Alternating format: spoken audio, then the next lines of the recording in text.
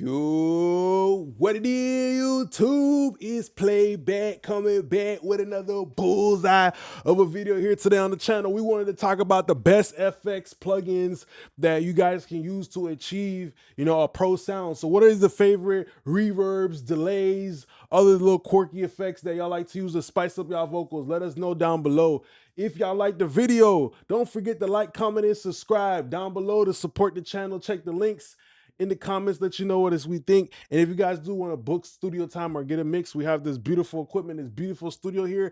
Check the Playback Studios website. All right, so let's get to it right now. Let's talk about the tiers that we have. The first tier is going to be mix and master tier. This is like the A1 effects processors. Then you have the rough mix, which is the stuff that is like pretty good. Usually end up on the rough mix quality. These are actually some really like different plugins that I feel like a lot of people don't use, so that's why I wanted to go over them. Vocal template is the stuff that's good enough to make the template, which is most of the stuff. And then debatable stuff you probably don't need or won't use, and delete.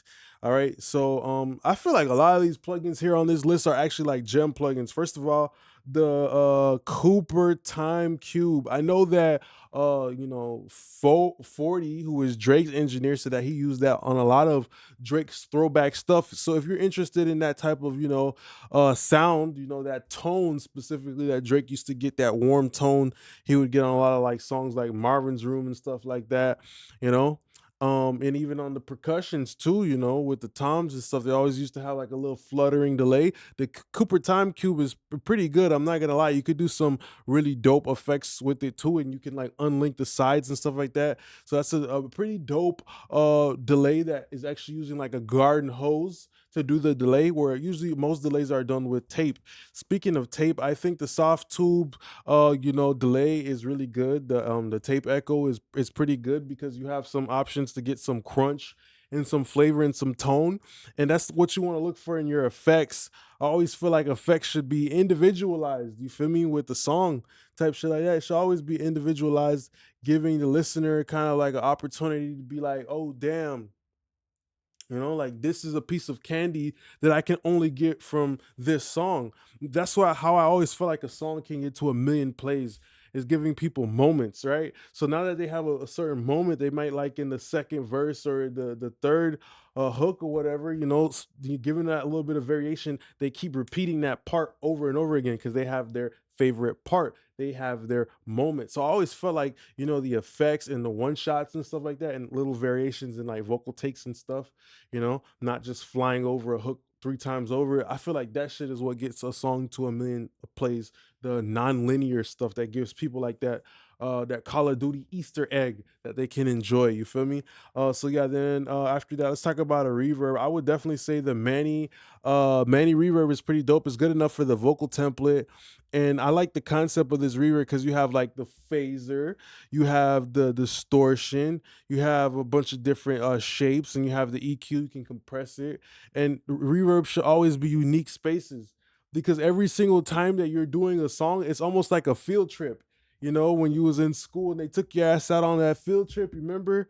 It's like you're going to a separate space that you're not accustomed to, that you're not used to. And I feel like that's the best way to approach every single song, is creating a custom space that people are not used to.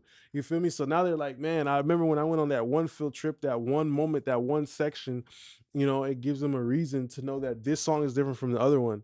Versus where if you just have like a template and you use the same stock reverb every single time, you don't touch the settings, that's cool too. But then there's gonna come to a time when you play all of your songs back to back and they all kind of just sound the same, so, and that's because you're not putting people in a new space. We're on a field trip going to the same fucking islands of adventure that we go to every year, the same ass Six Flags. You feel me? The ROM reverb, I'm throwing that at the mix and master. Now that's actually a free plugin. I would recommend everybody to get the ROM reverb because it just sounds so mainstream and so pro and bright, and I just love the way that plugin shimmers. It has a great shimmering to it. And sometimes a trick that you can do too is, sometimes you don't actually have to make your vocal bright. If you have the ability to use a bright reverb and just slip that in, sometimes that can give you a perceived brightness that wasn't even there. Like you didn't even boost the EQ on the actual vocal itself to make it brighter, but you used a bright reverb and you slipped it underneath. You slid it under the table. You slid it under the desk. The little note, like when you was a jit in school in class, you was slipping notes under the table and shit. That's where something like that helps you excel in getting brighter vocals with no harshness. All right. So then you have the Baby Audio Comeback Kid. That's a dope plugin. I like that a lot. I think definitely the H delay. It would be blasphemous to put the H delay in vocal template. I know the H delay don't have that much features, but it's just a workhorse, bruh. And sometimes that's all you need, though. You just need a workhorse that when you're recording, it puts you in that good spot. It makes the artist vibe. Now the artist wants to give their best performance because they hear a good delay, a good delay, a good echo that's blent in very well. And then from there, when they stop rapping, then that's when you can start, maybe putting on a flanger or a phaser or, distorting that delay, doing different things to make the song unique. So that's what I like about the H delay. It's just like that first step in like where we're gonna take it after that type of situation. So I like the H delay a lot for that. The R verb, I'm gonna have to throw R verb in vocal template. I mean, if you can't make the R verb sound good, it's like a skill issue type of situation. But the R-verb is great. The R-verb is great because you have a bunch of different spaces. And one gem on the actual R-verb itself, like you see, like on the R-verb, there's like like if you click that, you can literally change the decay of the reverb. So you like, trust me, next time you're on R-verb, try that top little left corner where it says variety. You're gonna click that a couple times. It's gonna give you like 7 options, and you'll hear the reverb slowly start to change because it's changing the way, like the ambience, the way the signal is reacting to the reverb. So I just thought that was a dope ass feature that I learned about and I always use it. In terms of delays, Manny delay is really good too because you have the ability to throw on a doubler, and that makes it unique from some of the other delays because having a doubler on your delay can give widening. It's like delaying the delay, but this other delay is so short, which is the doubler. It gives a spread, a stereo spread. So sometimes S1 stereo imager sounds good too, but it might make the reverb, it might make the delay sound a little bit weak. It might make it sound a little bit faint, like a smoke screen, like a fog that you can't really see past. It's almost like Silent Hill. If y'all ever played that game, Silent Hill, just sometimes S1 stereo imager can make things feel like Silent Hill, where it's just spread out and you can't really see that much farther than like 5 steps in front of you. So that's where, using something like a doubler might be better than throwing on an S1 stereo imager, okay? Echo Boy is always going to be number one. Mix and master tier. You have so many different features, such as the saturation. You can change from single, ping pong, echo. You also have rhythmic delays. You have different styles of saturation in the bottom right corner, the tube, the chorus, all of those things. There's also a great way of going in there on the actual, Echo Boy, clicking manual timing and going to 0, and then from there it's not even a delay anymore. Now it becomes a saturator plugin that you can get so many crazy ass effects with. So that's why I'm gonna throw Echo Boy at the top, and I use that for a lot of effects like ad libs, reverbs, and delays, just letting it run through and creating tone. All right. So then you have the Valhalla Vintage Reverb that has to go to mix and master.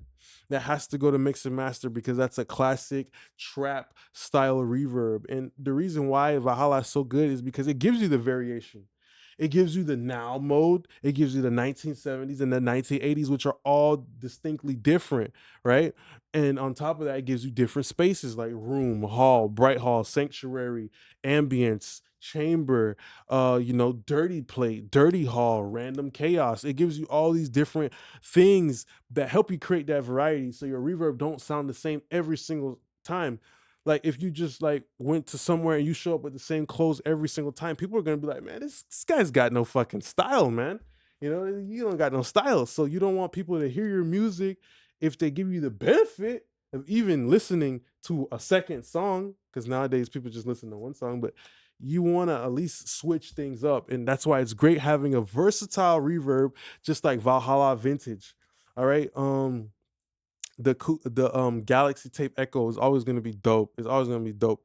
You can do that same effect with the Cooper Time Cube, but it's always going to be dope for like electric guitars, reggae guitars, and it's also got spring reverb. Spring reverbs are very unique in the sense that they give this dirty, gritty. It reminds me of the guitars on Bob Marley, but it just gives this dirty, gritty mid range. I like to slip it in on rap vocals, and it works a lot to just get like when somebody says, "Man, make my vocals sound they sound a little too clean, make them sound dirty." Sometimes if I don't want to change the actual lead vocal chain, I'll just use a spring reverb because I know spring reverb specialize in electric guitars and shit, and they just have this way that they distort. So that's why I would go with a spring reverb. All right. Then we have the toupee. Saturation is an effect too. I think people forget a lot of times lo-fi, blowing up like a tool plugin or a tape plugin and overdriving it. That is an effect in itself because it's producing distortion. And sometimes those plugins will give you the chance to, parallel blend that in. Now you're creating a texture. Even a plugin like RC20 is like that, where you get to choose the grit on the tape and all the nasty, mucky, dirty stuff you want to throw on a sound, but then you get to blend it in, almost like a reverb or a delay or anything like that. So I think that's where those plugins are effects to me, like saturation, lo-fi, stuff like that. And then you have it would be blasphemous to put it anywhere else. I'll need that plugin, the Seventh Heaven. It just sounds so smooth. The chamber, it just sounds so smooth.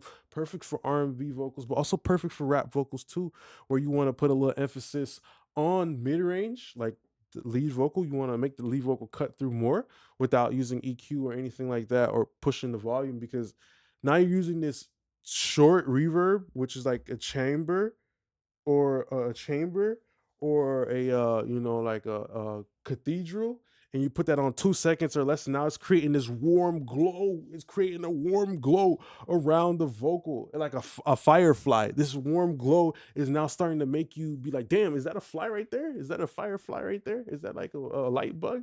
You feel me? A jitterbug type shit like that.